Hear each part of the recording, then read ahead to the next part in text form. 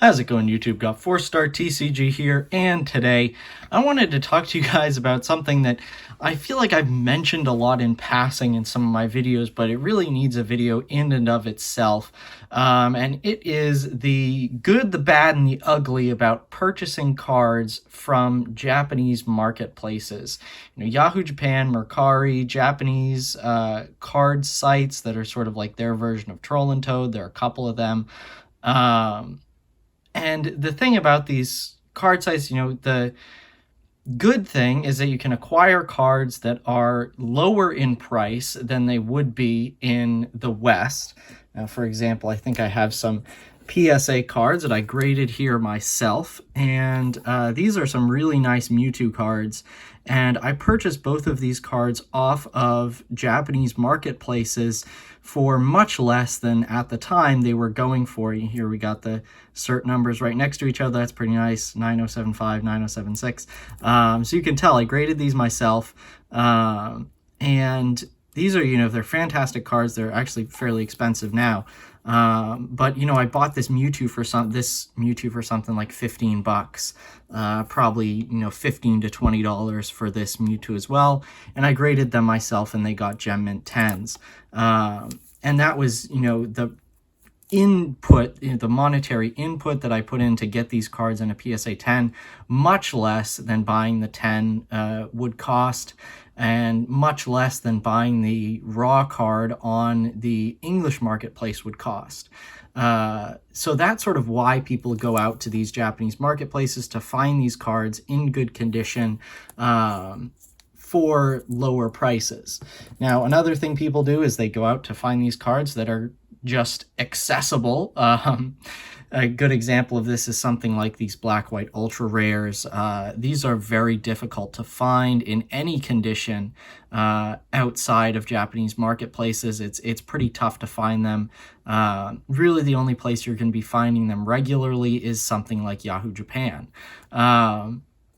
So those are the two reasons why people will use these Japanese marketplaces: to get cards for better prices and to get cards that are not really available on the Western market. Now, there are, as the video title says, there's the good, the bad, and the ugly about this. So the good is obviously you can get fantastic cards at great prices. Like I said, with these awesome Mewtwo's, which came back PSA 10, that is just fantastic. That was amazing. So I definitely made out pretty well on those, and I have some gradable cards here that are going to go off in my next PSA submission. A beautiful stack of black and white ultra rare cards. These I'm hoping for PSA 9s and 10s on. Yeah, so you're really not going to find these on the Western market, and given the prices I paid for these were pretty good deals. I paid market price for them, which is fairly high these days, but they're, in pretty good mint condition, and I'm hoping for PSA 9s and 10s on them. But so that's sort of the good part. And, you get gradable cards in great condition. If you can search them out, if you know where to look, you can acquire a nice stack like this. But there are a lot of caveats to this, and I feel like a lot of times people only see the good part. They see the PSA 10s come back. They see the awesome stack of black white ultra rares that I'm going to send off in my next PSA submission, and they say, oh, this is fantastic, I better go sign up for a middleman account right away and get to bidding on these auctions. Hold your horses, because there's a lot of stuff that goes on these Japanese websites that is not for the faint of heart. And if you're going to want to make a play on some of these Japanese marketplaces, there's a lot that you need to understand.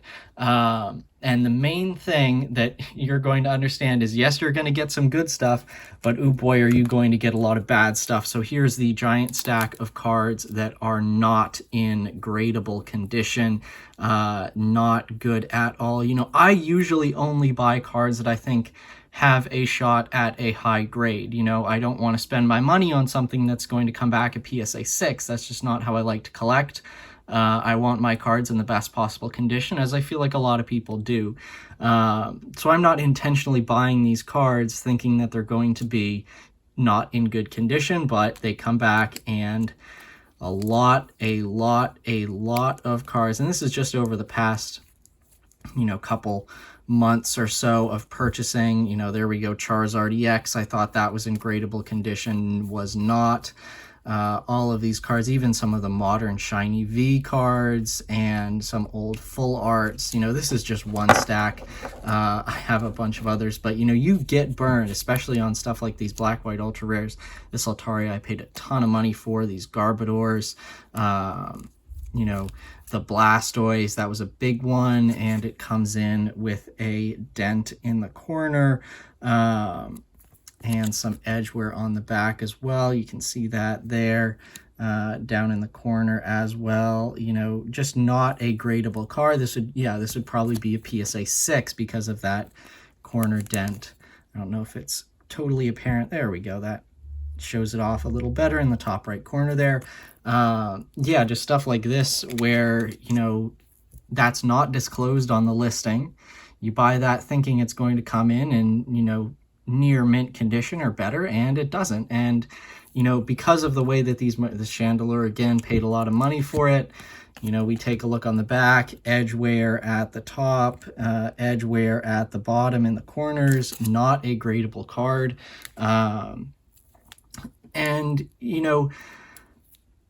These Japanese marketplaces are very difficult to navigate, and there's no buyer protection on a lot of them. So, on eBay, if you bought this, Blastoise ultra rare, and the seller said it was in, mint condition, and you get it in, it has a dent up in the corner, then you can send an eBay request. You can ask them for a refund. You can say, hey man, you can ask them for a partial refund, say, hey, it's actually not in near mint condition, can you give me some money back? Or you can return the card for a full refund.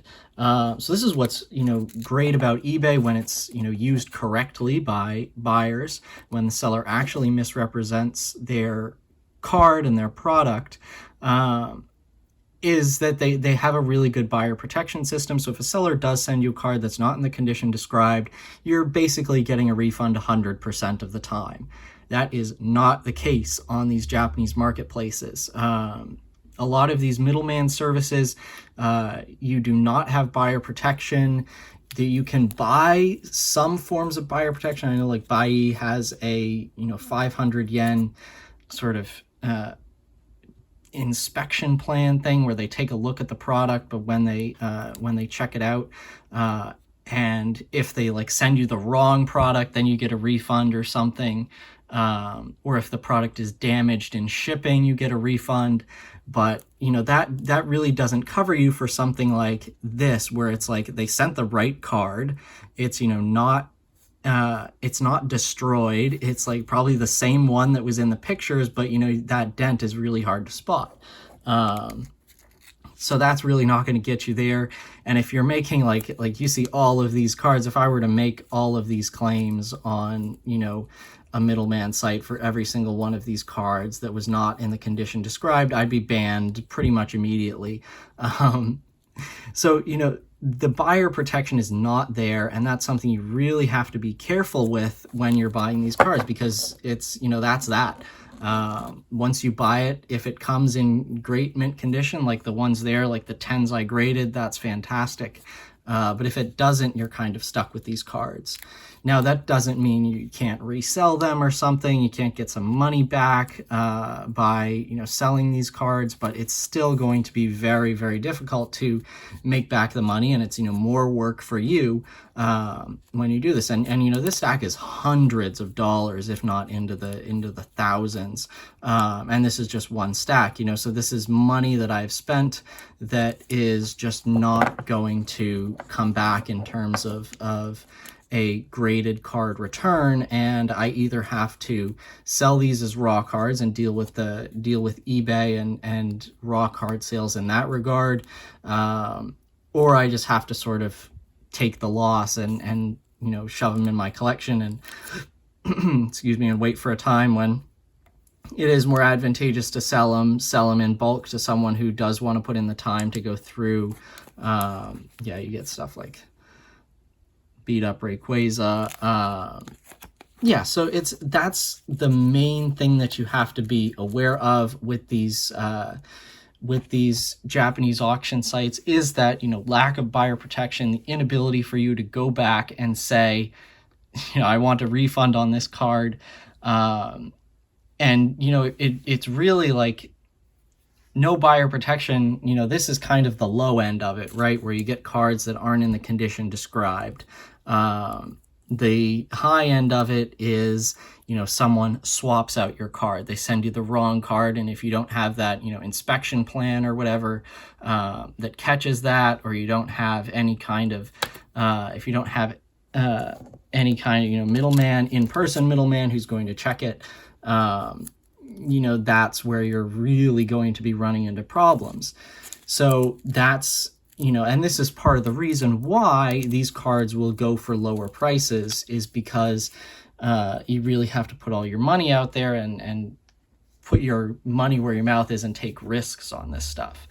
But if you want to pick up stuff like these mint condition black and white ultra rares, you kind of have to play the game. You're not going to get these if you don't play the game on the Japanese websites.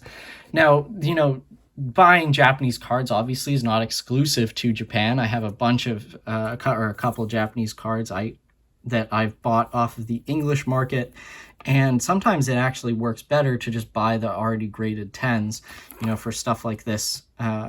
Mega Charizard EX, full art, PSA 10, very nice. It was just like, it worked out that buying the raw card in Japan plus the grading fees would be about the same, a little bit less than buying the PSA 10. So I said, you know what, I don't want to deal with that risk. I don't want to deal with all of these, the card could be in mint condition, but it could not be, just to get like $50 to $75 off the price of this card. And, same for something like this Volcanion, ultra rare, same for the Rayquaza GX, ultra shiny. Often, I'll do these calculations and I'll say, okay, is it worth it to take the risk on these Japanese marketplaces if I'm not going to get, considering the fact that the card could be damaged and I have no recourse. Doing that is very important, and there isn't a one-size-fits-all approach. Like I said, for some cards like black, white, ultra rares, it's going to be pretty hard to find them anywhere outside of Japan, so you're kind of stuck in that regard. For other things, maybe some of your newer promos, here's some Mega Salamence EXs. I love these cards. You might not have to buy those in Japan. It might just be in terms of maximizing your monetary value. I got these for super cheap, probably like $2 each. In the West, they're going to be more, but maybe you just don't want to have to deal with all of these, hidden costs and stuff. And, kind of the last thing that I want to emphasize for these middleman services and stuff is that I often get like a bunch of people asking me, well, how do I set it up? How do I do it? I want to go out and buy these cards from Japan, and, find unique cards at good prices and stuff, but they don't sort of realize all the hidden fees that come with it, and how it makes, buying cards, it's not just the price that the auction ends at, right? For example, let's say I bought this Crocodile Ultra Rare. Let's say I bought it for $50. So the auction ends at $50, right? Then there's a $3 to $5 middleman fee, something like $3 if you're using Zen Market, $5 for Buy-E. And then, Zen Market has currency transfer fees and everything that get brought in when you actually send the money. So it's a little higher than, $3 to $5 per card for Zen Market, but that's another video in and of itself, which middleman service to choose. But then there's the internal shipping in Japan. That usually ranges from, $1 to $5. $1 if the seller's sending it super cheap, a little higher if they're using tracked mail within Japan. Often my shipping will cost $4, same as it does here in the States for tracked shipping. So, I use Buy-E for a lot of my stuff. That's like $9 on the top of most cards.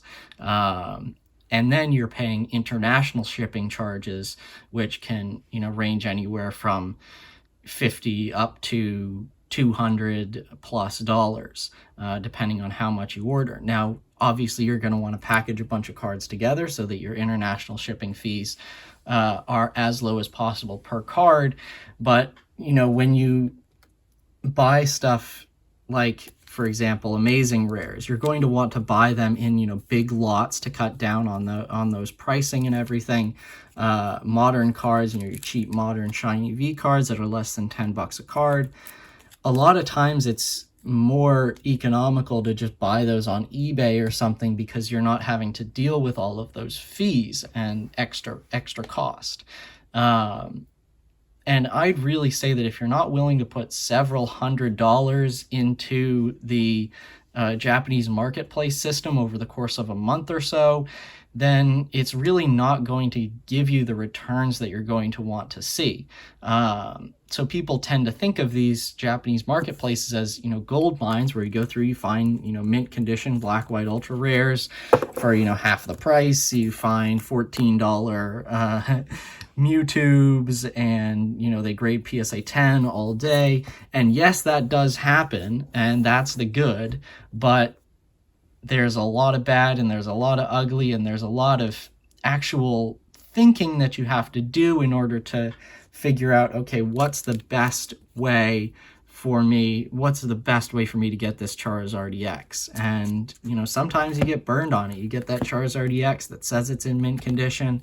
It comes back and there's edge wear on the top.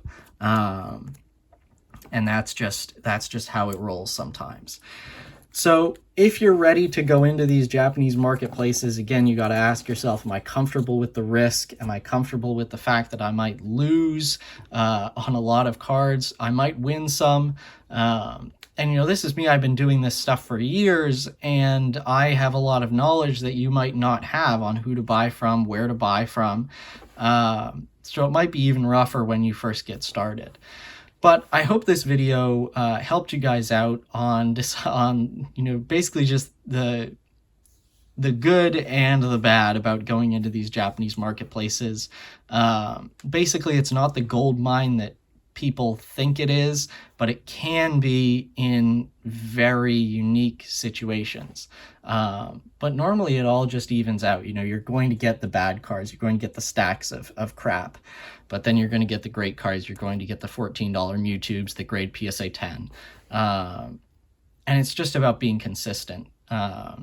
So I hope that answered your questions.